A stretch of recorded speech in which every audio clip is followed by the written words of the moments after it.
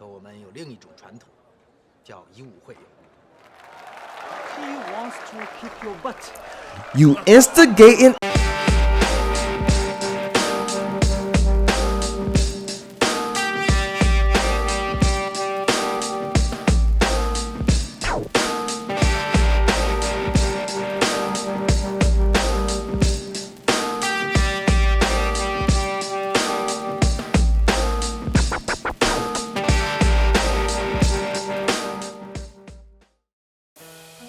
We start the movie off with the Wushu representative in front of the Olympic board, trying to convey them to make Wushu an official combat sport in the Olympic Games. Her points are that Wushu is a form to avert combat and is also a way to teach that winning isn't everything. To shed all doubt in everyone's minds, she then tells them to buckle in for a 2-hour and 21-minute history lesson about the man who created Wushu, Yu Wanjie. The actual movie starts off with Wanjie as a young boy, sneaking to watch his father practice Wushu. He is absolutely fascinated with his father's martial arts style.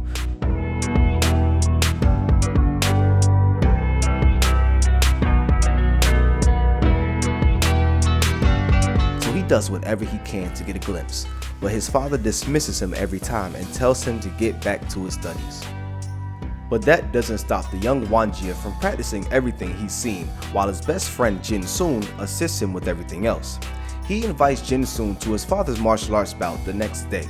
At the competition, Wanjie runs into Zhao, the son of the competitor, and they get to smack talking before their father's fight.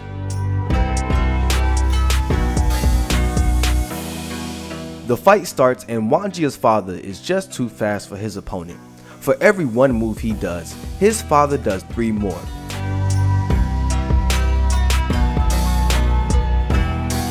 Just when he's about to finish the match, he sees his son in the crowd, which causes him to hold back, leaving Zhao's father the victor.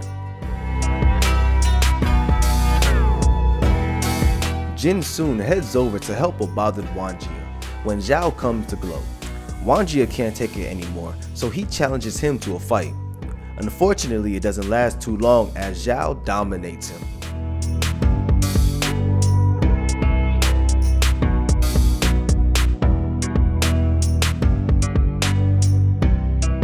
He doesn't cry about it though. Instead, he vows never to be defeated again. He devises a plan to get his father's teachings, and while his best friend copies the instructions, he deals with his parents. This is where we learn 2 things. 1, the reason why his father doesn't want him to fight is because he has asthma, which worries his father that it will hinder him in combat. And 2, his attitude towards combat is not to his father's liking. The young master only cares about installing fear and being the best. He gets the papers and starts practicing before the inevitable rematch. What I like about this mini montage is the transitioning from the rag to the straight stone, showcasing his endurance after all this time practicing, which was well worth it in the end because he dominates Zhao easily in their rematch.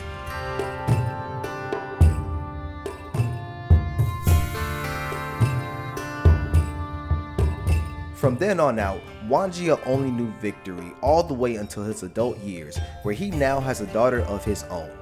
His mother is still trying to get him to focus on things other than fighting, but at this moment, his only concern is being number 1 to restore his family name after his father's passing. The next day, Wanjie is getting ready to enter another match inside of his city when he finds out that it is none other than his old rival Zhao. They start doing a little bit of shit talking before getting the match started. Wanjie goes through a whole separate trial just to get to the fight. And once Zhao starts talking more cash money, Wanjie decides to take a shortcut and get straight to the point.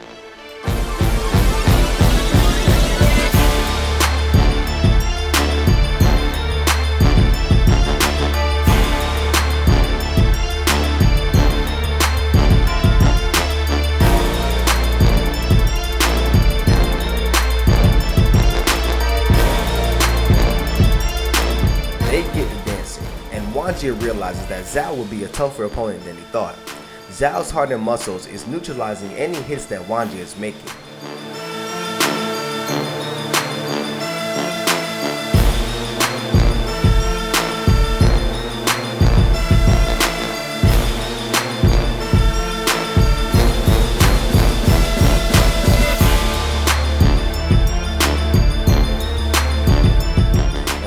understood that a bunch of consecutive normal punches will not work, he starts dropping haymakers. Not only that, but he starts aiming at the pressure points that you cannot harden no matter how hard you try. Zhao makes the necessary adjustments and gets right back at it.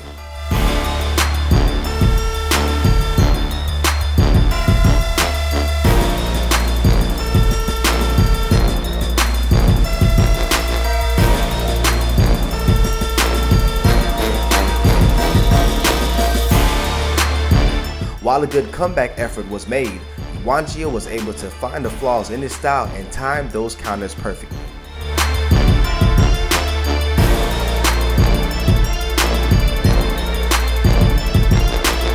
Zhao loses his balance, and Wanjie tries to save him, but doesn't make it in time. And unfortunately, he falls to his death, shocking the whole audience with a sight that they will never forget. Oh shit, never mind. Wanjie celebrates his victory with another night out at his childhood friend's Jin-soon restaurant. After the celebration, Jin-soon talks to Wanjie about how fighting shouldn't be everything. But Wanjie has a warrior's mindset where all he can think about is the atmosphere of the arena, which transitions into a series of W's. The first one where Wanjie defeats his opponent by destroying his offense off rip.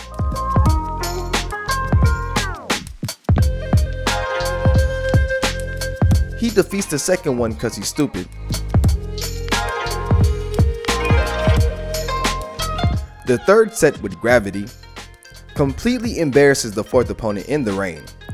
Buddy is going to be emotionally kicking and dancing in the rain puddles like R&B singers in the 90s later tonight. The fifth buddy he just simply outdances.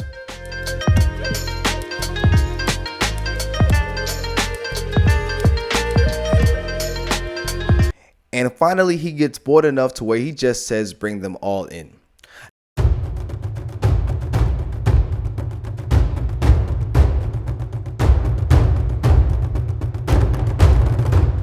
Now, of course he's dominating, but throughout the entire fight, Wanjie's obsession with battle is starting to show his toxicity, which isn't unnoticed to Jin-soon.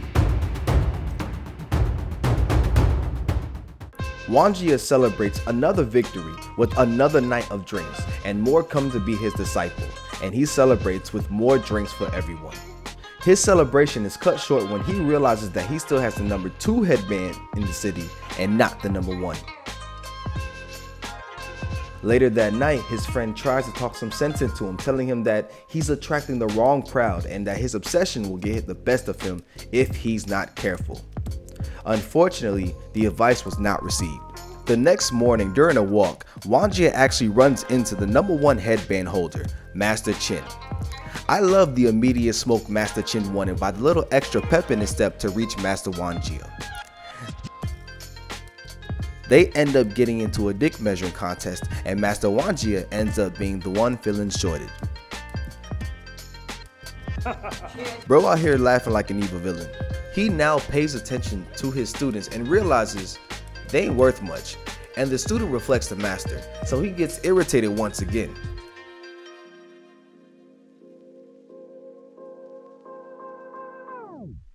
Not only that, but the bills are really starting to pile up, and to make matters even worse, one of his students come back looking like he's about to be put on a shirt, and the culprit is Master Chin himself.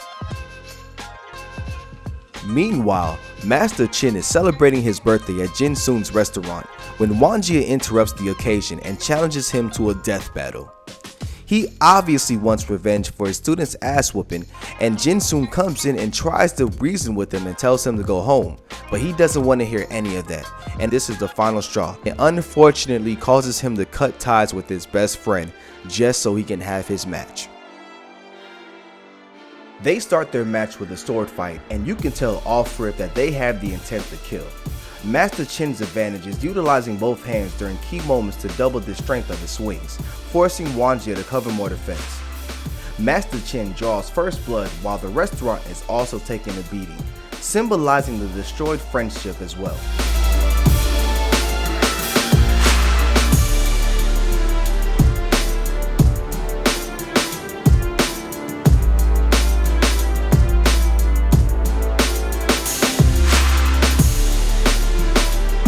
Wanjia gets to draw blood as well. Then they get back to dancing.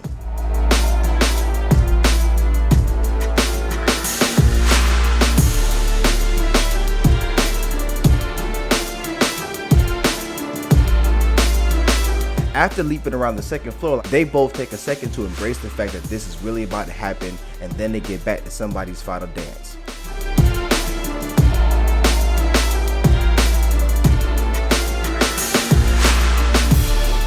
Master Chin's two-hand tactic finally bears fruit, and it gains him the momentum. Wanjia tries to retreat for a second to gain back his footing, but Master Chin is on that ass.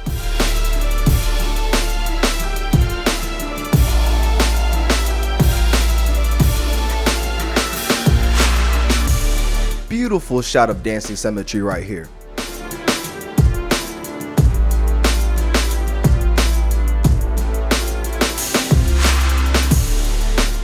Wanjia finally counters his sword and hits him with a critical kick.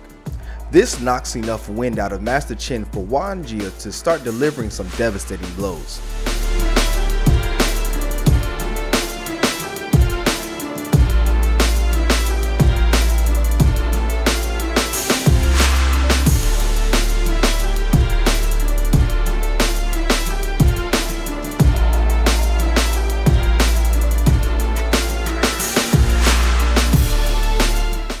Wanjia's rage finally ends with him caving Master Chin's chest in.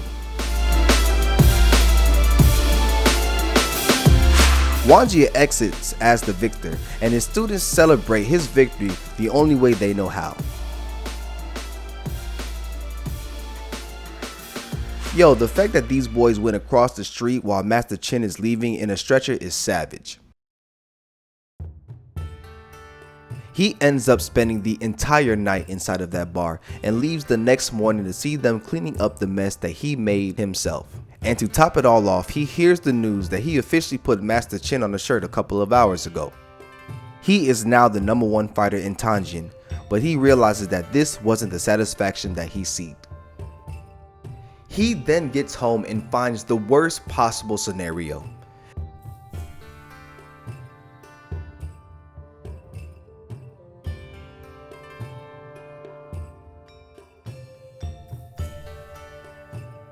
His mother and his child was killed in the night. With nothing but rage in his heart, he seeks out the killer, which turns out to be the nephew of Master Chin. The nephew himself then admits to what he did and says goodbye to his own family before he deletes himself.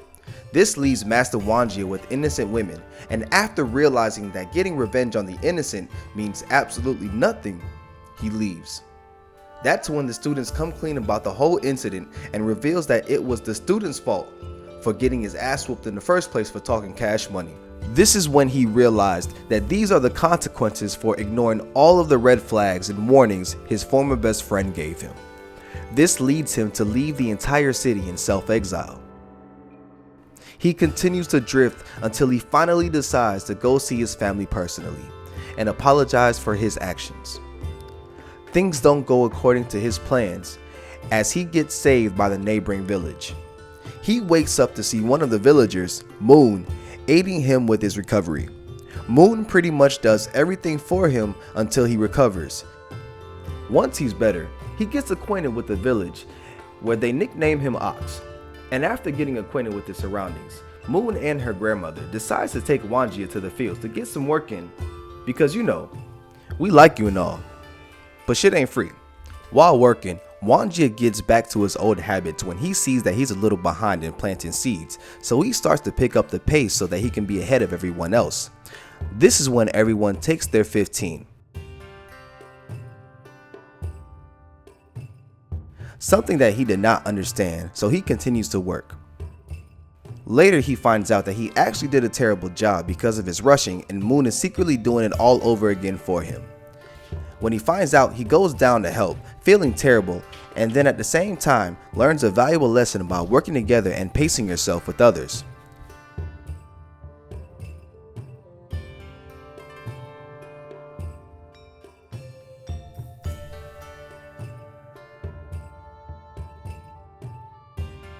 Time goes on and Wanjia is adapting pretty well, even learning how to take a 15 to get in some air.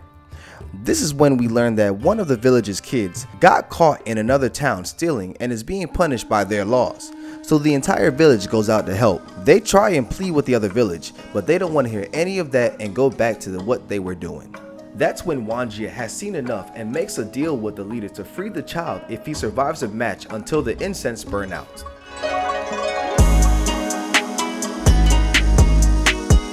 He doesn't defend himself at all and starts taking a beating.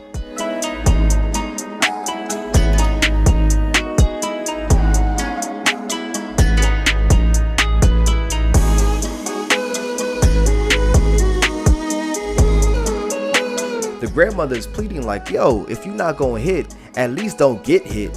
And he's like, oh shit, true. Once he realizes that, he starts dancing as if he's listening to a song called Bob and Weave, performed by these hands.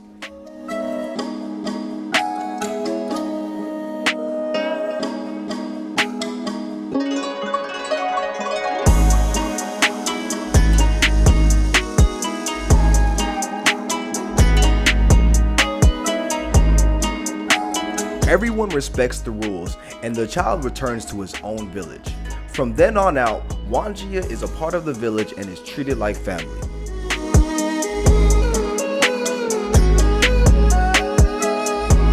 It wouldn't be too long, however, before he starts thinking about his own and the past he left behind. This finally urges him to return to his own city and visit the loved ones that he left. With an emotional goodbye, he leaves Moon and heads back home. What he didn't realize was that he was returning home to a colonized Tajin. His hometown was completely foreign to him now. He returns home to find one dedicated servant to inform him about all of the collection, all of the debt, and how hard it was to maintain the property after he left. Then he realized the person who saved his home was none other than his old friend Jin Soon. His servant was able to keep the shrine and all of his victories alive, but Wanjie quickly burns all of the certifications and awards, signifying that they don't mean anything to him anymore. And he finally understands his father's lessons. He takes accountability for all of his past actions, says his piece to his family, and vows to be a better man. His first step is going to see his old friend back at the restaurant, and while it was a failed attempt, it was also a hopeful attempt as well. His second step is to directly apologize to Master Chin's family and pay his respects and apologize to Master Chin at the same time. He then runs into some of his former students who actually comes and begs for his forgiveness, just like how he is trying to do for everyone else. And of course, trying to break the cycle, he forgives. Continuing the tour around the city, he runs into his former rival Zhao and works on his peace treaty with him as well.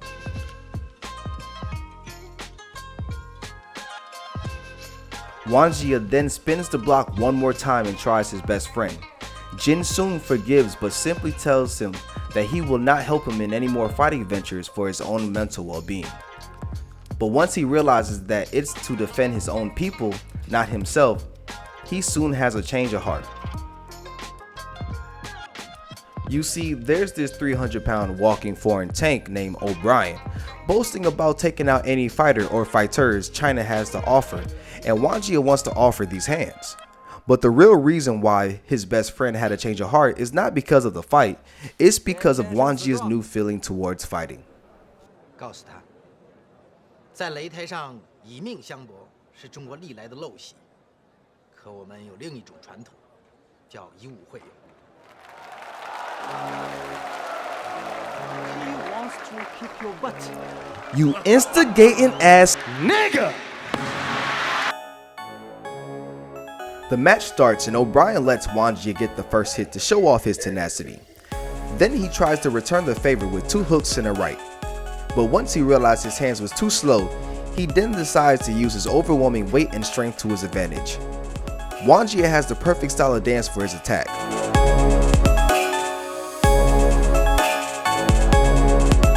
The only thing that's giving Wanjie a hard time are those bear hugs, but once he's able to get past those, everything else is light work.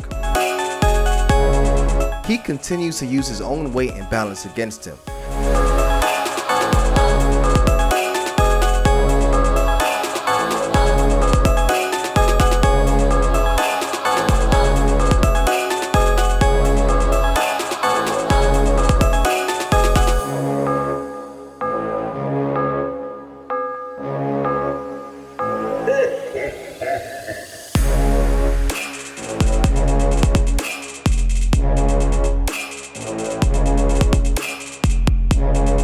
O'Brien was about to hit him with a swan dive, but not only does he counter that, but Wanjie also displays a, "Hey bro, I could have took your life as well. Remember that." Wanjie tries to gracefully leave, but O'Brien couldn't handle the loss and attacks him once more. Wanjie saves him from his own screw-up, and that finally makes O'Brien acknowledge him as the winner. The victory has now made waves all over the front headlines. This is when Jin Sung finally invites Wanjie to see him face to face, and after a long time they finally reunite and make up. This is a great moment for Jin Sung actually, because he gets to see his best friend finally learn from all of his mistakes, and he is impressed with the growth that he has done.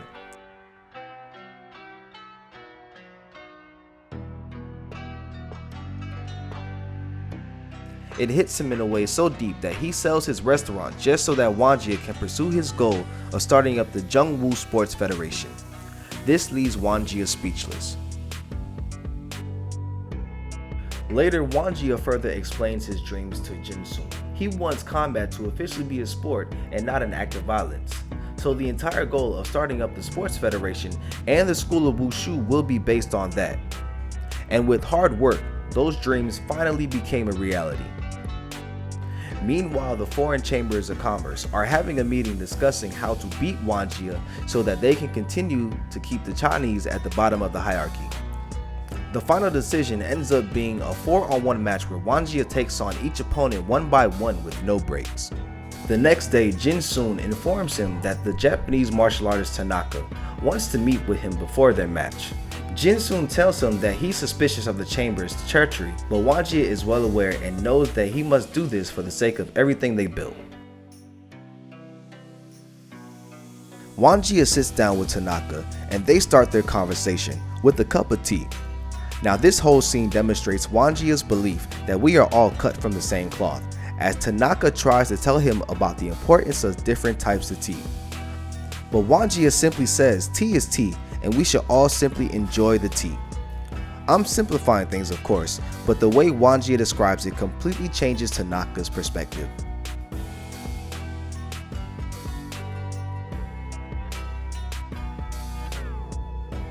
Now this next scene I absolutely love. Not only is the scenery resembling a beautifully paletted oil painting, but we also see how Wanjie feels compared to how he is moving.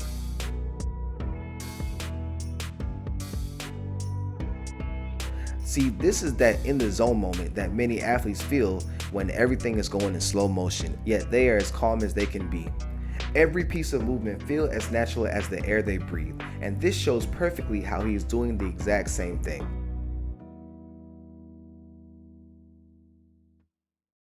It's finally time for the match in.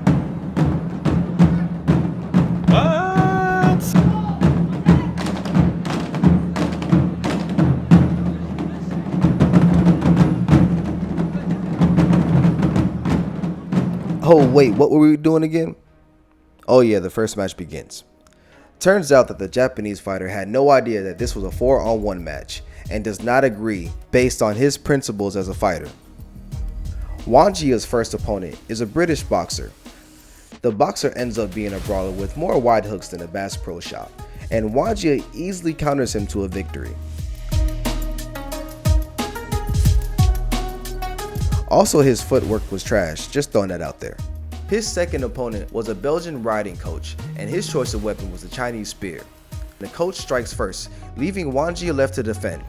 The moment he got a chance, Wanjie measures his opponent's jab and makes the necessary adjustments. He now understands that he has to go inside of the pocket to neutralize the coach's reach.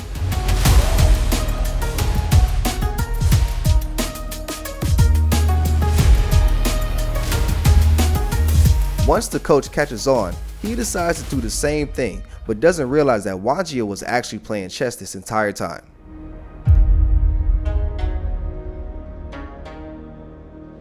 You would have thought salt was invented right here on this very day the way this man walked out the ring.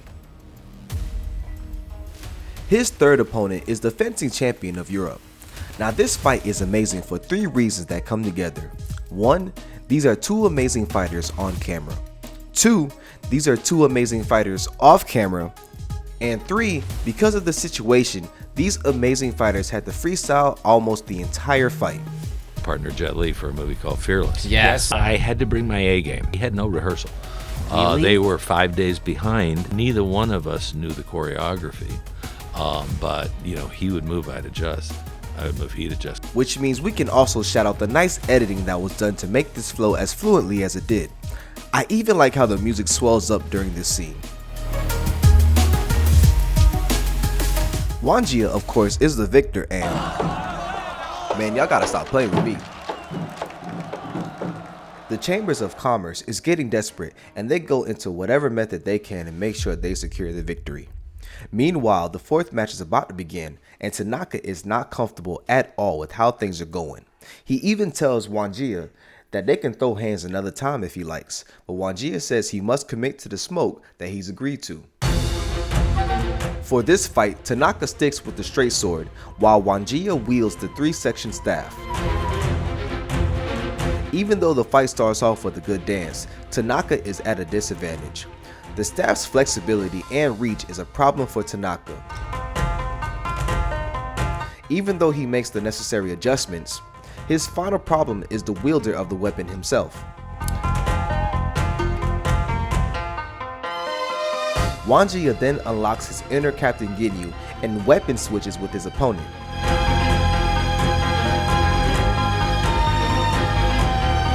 Once it is apparent that Tanaka does not know how to work the staff, they politely return each other's weapon.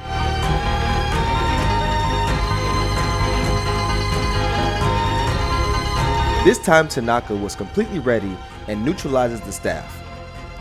Doing this, however, turned them into 2 steel batons for Wanjia to wield.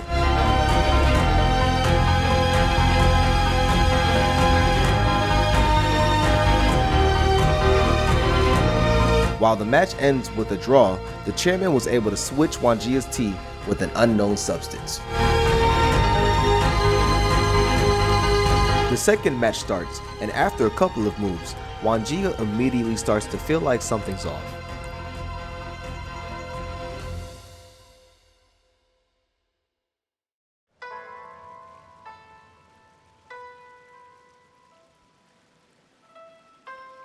Before you know it, he's throwing up the poison from the tea.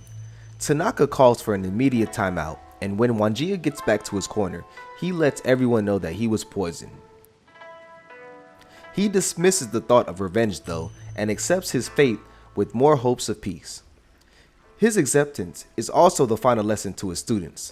With that, he decides to continue the match until the very end. One of the chambermen come down and peer pressures Tanaka to finish him off while he's weak. But he's pretty much had enough of this shit, and if it wasn't for Wanjia himself, he would have been slid out a long time ago. His school gives him a final hurrah as he walks up the stairs. Tanaka one more time tries to plead with Wanjia to stop the match, but Wanjia insists. This is when Tanaka tells him that he will give him a warrior's death then. Bruh, the respect in this ring is strong as hell. The fight starts and it's just as emotional as you thought it was going to be. The actual movie plays a beautiful ballad. There's no sound except for the strings, and the only time you hear anything connect is the one that chips away at Wanjia's life the hardest.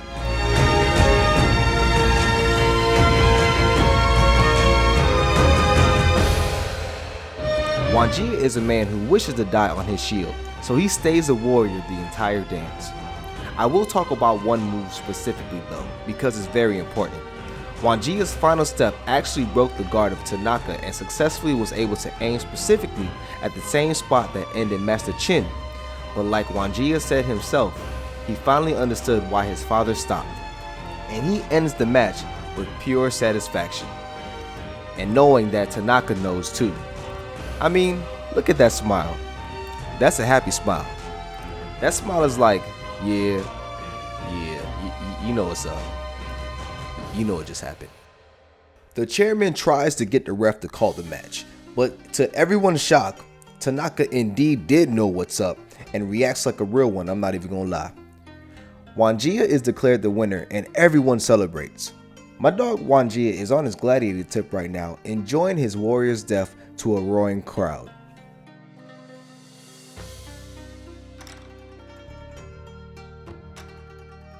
We end the movie off with more beautiful dancing and more beautiful scenery. This was an incredible watch. The movie did the theme justice, which was redemption, and spent the first half diving in that plot, just so we can set up for all the lessons that was done for the future. And in my opinion, it was well worth it. The choreography was on point and intricate, the acting was really good, and the lesson was there. The inner themes inside of each lesson was also amazing as well, very well built up. In my opinion, this movie had combos, almost a hair away from a knockout. Definitely worth the watch. The next movie I'm going to talk about is Flashpoint. Like if you like the video, subscribe if you like the content. Until next time, y'all be easy.